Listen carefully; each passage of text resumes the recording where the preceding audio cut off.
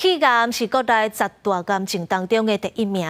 卫福部自前年7月开始，针对高风险族群提供公费的体检，成功找出900外的肺癌患者，其中有805是早期的个案，希望会当量早治疗，这存活率嘛会当提高。肺癌是新国病，不只是个人10大癌症发生人数第1位，110年有1.6万人确诊肺癌，去年111年有1万多人因为肺癌过身。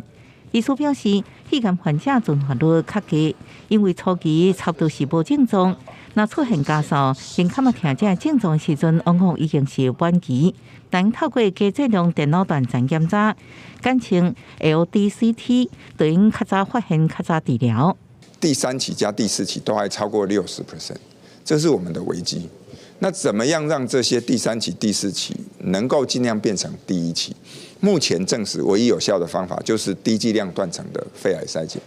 为侦测早期肺癌，国健署为111年7月开始，提供有肺癌家族史加重度食薰的人免费做 LDCT 的检查。到目前为止，已经有7.8万人完成检查，各找出956人确诊肺癌的个案，其中600多人有肺癌家族史，200多人是重度食薰的人，有34人同时有家族史加重度食薰，显示除了食薰以外，家族史也是个人得到肺癌的重要危险因子。家族史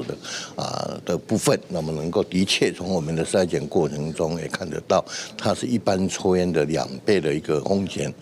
所以找出来，所以我认为高风险跟家族史是一个很重要的因素。国健署强调，早期肺癌5年存活率达到90%以上，不过到末期第4期就降到1成，无同款级别的存活率差距真大。所以呼吁符合肺癌体检资格民众，每2年做1摆检查，来降低肺癌的危险。记者综合报道。